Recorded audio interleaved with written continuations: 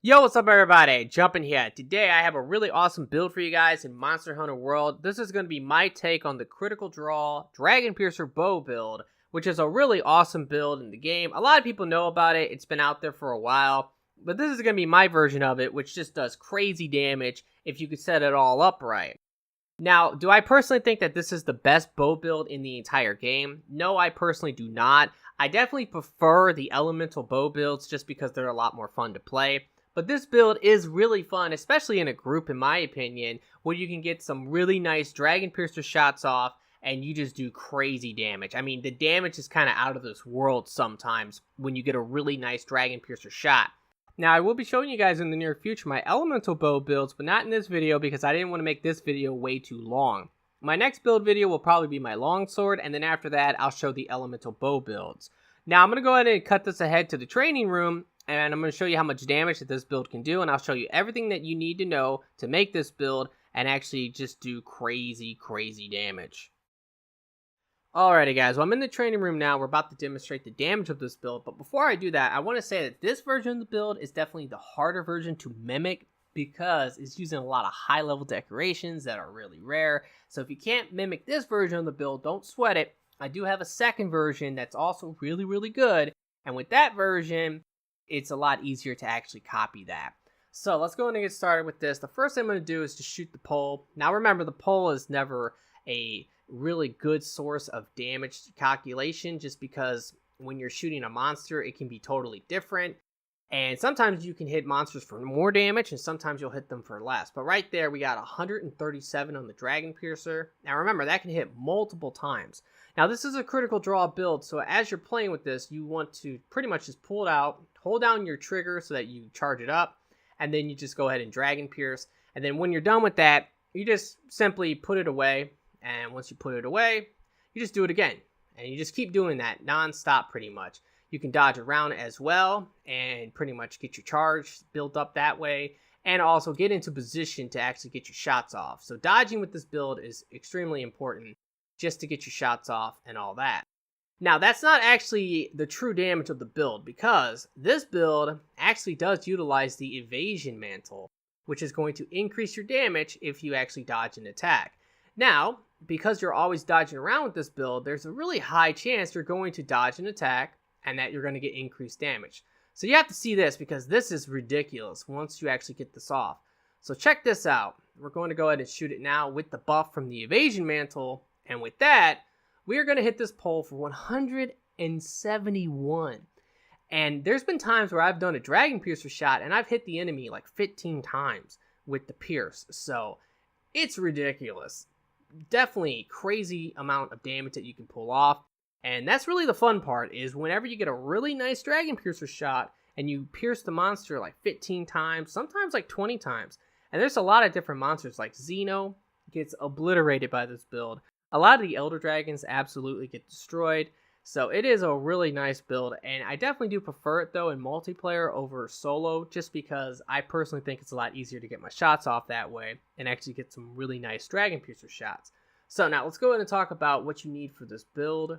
Alright, so the first thing I'm going to do is to show you everything I have on the build right now. I have 5 attack boosts, 3 critical boosts, 3 critical draw, 2 weakness exploit, 2 special ammo boosts, 2 evade extender, 1 piercing shot, 1 divine blessing, and 1 non-elemental boost. The bow that we're using is the Diablos' bow, which is a really nice bow, but there is another bow that you can use, which is the Devil Joe bow that recently came out, and that bow has high Elder Seal on it, so if you're going to fight some Elder Dragons, you might actually want to use that bow, so that is an option, and keep that in mind. It's pretty much the same thing though. It has like negative 30% affinity, and that will be countered with critical draw and weakness exploits, so you'll have 100% affinity when you're hitting a weak point with this build. The augmentation that I'm using is Health Regen. I really like it a lot just because whenever you actually get a really nice Dragon Piercer shot off, you will fully restore all your health. It's really crazy. And also, the second version of this build is actually using Peak Performance, and you definitely want to have Health Regen if you're going to use the second version of the build, which is the easier version to actually pull off. The charm I'm using is the Attack Charm. I have the Evasion Mantle and the Rocksteady Mantle. The Rocksteady is actually really nice. Whenever your Evasion Mantle runs out, put on the Rocksteady, and if you get hit when you're going for a Dragon Piercer shot, you're not going to get knocked out of it, and that's a really nice thing. The helmet we're using is the Dragon King eye patch for the 2 weakness exploit and the level 3 gem slot. We have the Brigade suit, which is actually a really nice chest piece. It gives you 1 divine blessing, but the big thing is that it gives you 2 level 2 gem slots. That is awesome. We have the Basil gauntlets on, which is going to give us 2 critical draw and 1 level 3 gem slot. We have Nertigante coil on for the 2 attack boost and the level 2 gem slot. And we have Kushla's boots, which is going to give us the 2 evade extender and also the level 3 gem slot. Now, the reason why these boots are actually really nice is when you evade, you're going to pretty much set yourself up for the Evasion Mantle. And also, it's going to allow you to get into position to get off a really nice Dragon Piercer shot. Normally, that's how you're going to want to do it. Just invade around until you actually get a really nice angle to hit Dragon Piercer. So I definitely like these boots a lot for this build. Now, the decorations, and this is where it gets a little bit complicated because a lot of these things are really rare.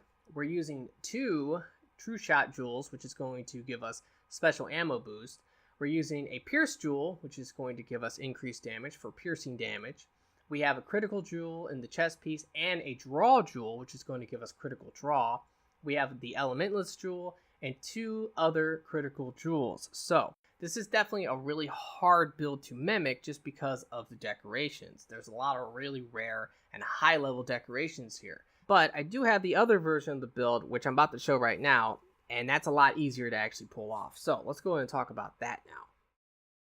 Now, for this version of the build, we're using 4 attack boosts, 3 critical draw, 3 peak performance, 3 quick sheath, 2 weakness exploit, 2 special ammo boosts, 2 bombardier, 1 piercing shot, and 1 non-elemental boost. Now, here's the deal. The attack boost you might not be able to get because I'm using 4 attack jewels in this build. So don't panic if you can't actually do that because you don't have the jewels. It's not the end of the world. You can always replace the attack jewels with something else, like for example, vitality jewels, or just something that will actually benefit you. So you don't need the attack jewels. It's not the end of the world if you don't have them. I have them in here just because there's room for them, but just know that you don't have to have them. The quick sheath is actually really nice for this build because we're always going to be putting away our weapon and then drawing it. So that's a really nice added bonus to this version of the build, is that there's space for that. Bombardier is also really nice, although it's kind of a whatever perk, but it's going to increase your bomb damage. And of course, you can always just put out some bombs and then Dragon Pierce through the monster and detonate the bombs. So that's also really, really cool. Now for this version of the build, we're using the Unscathed Charm, which is going to give us peak performance, and that's really, really nice. We have the Kaiser Mail, which is going to give us the 2 special ammo boosts and also 2 level 1 jewel slots. We have Val Belt, which is going to give us peak performance and also 2 level 1 jewel slots. And we also have Basil Greaves, which is going to give us critical draw. That's the main reason we have these, but it's also going to give us the 2 Bombardier and also 1 level 1 jewel slot. Now the decorations for this is a lot easier to pull off because remember, you don't have to have the attack jewels. It's not the end of the world if you don't have them. But for this version, I have the 4 attack jewels in here, which can be replaced with vitality jewels or really whatever you want. We have a Pierce jewel, we have an Elementalist jewel, and 3 sheath jewels, which is going to give us the quick sheath, which is, of course, really nice and really useful for a build like this. So this is another version of the build that you can use. It's not as good as the first version. The damage is never going to be as high as that version because it's using critical boost and all this other crazy stuff. But this is a really nice version of the build. And if you just want to go ahead and just play around with it and have some fun using the critical draw Dragon Piercer build, it works. It works great. I used it for a long time because I didn't have the decorations I needed to do the other version of the build. Alrighty guys, that's going to pretty much do it for the build. Now I'm going to go ahead and fight a monster and we can pretty much see how much damage this build can do against an actual monster. But it should be pretty epic. Alrighty guys, this is going to be the gameplay. We're going to be fighting a Basil. He's a really big monster. Any big monster is normally really good with this build just because you'll hit them multiple times. He should be actually up here right away. And if he is, we will mount him, but nope, he is not. So we can actually chill here for a second. I'm just going to wait for him to come over here.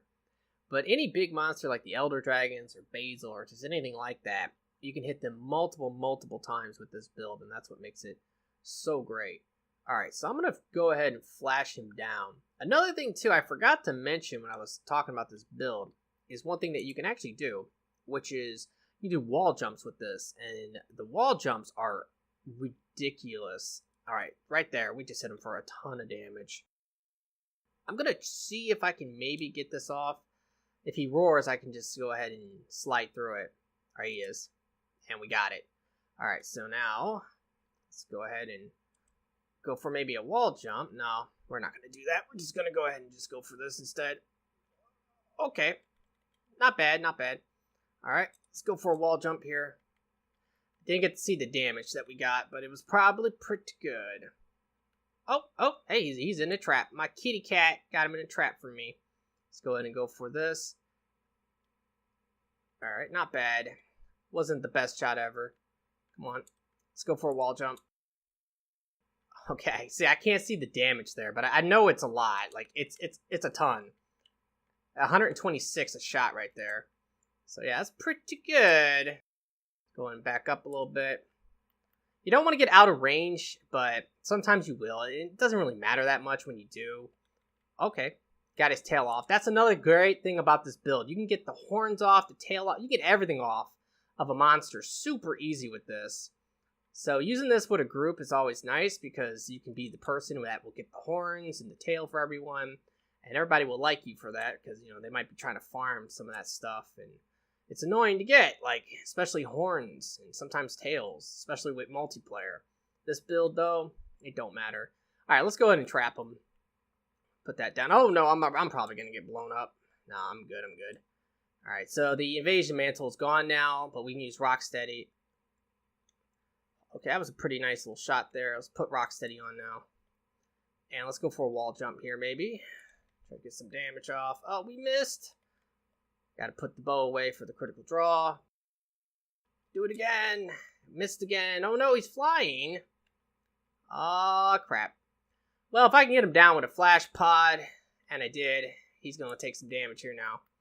All right, let's go ahead and charge this up. Oh my god. Okay, that was pretty good. Yeah, there we go. Got a nice little wall jump there. Oh, he's trying to escape. No! Don't you dare. All right, let's try to get him down. All right, we got him down. And charge this up. You always want to fully charge that, by the way. So dodging or just letting it charge up is fine. And there we go. Absolutely destroyed Basil. But as you can see, the build is really good. It's okay in solo play, but I definitely do prefer it in multiplayer just because it's really fun. And it's easier to hit the monster a lot of times because when the monster is coming at you and trying to attack you, that can make it a lot more complicated to actually hit the monster. But it does crazy damage. You can kill monsters super quick. It's not as fun as an elemental bow build where you're actually shooting and doing a bunch of stuff because in reality, you're just using Dragon Piercer. But what is fun is just hitting monsters for crazy damage, and that's what makes this build great. Alrighty guys, that's going to pretty much do it for the video. I really hope that you have enjoyed it. If you have, will you please like the video for me? Be sure to subscribe for future videos, and I really do hope that everyone has a very nice day, and peace out.